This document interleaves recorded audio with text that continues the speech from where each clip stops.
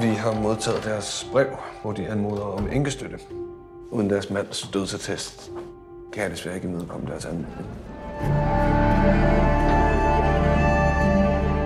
Min mand forsvinder ikke bare. Karoline? Hvem er det?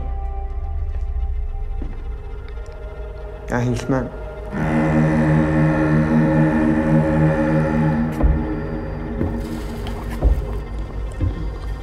Har du været? Så jeg har fået et nyt liv.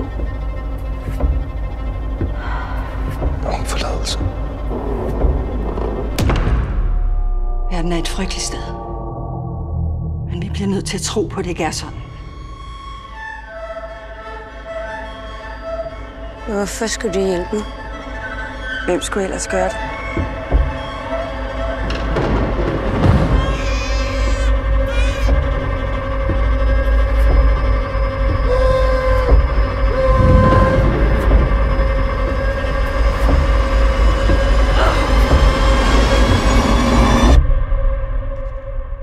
Hvad gjorde du med dit barn?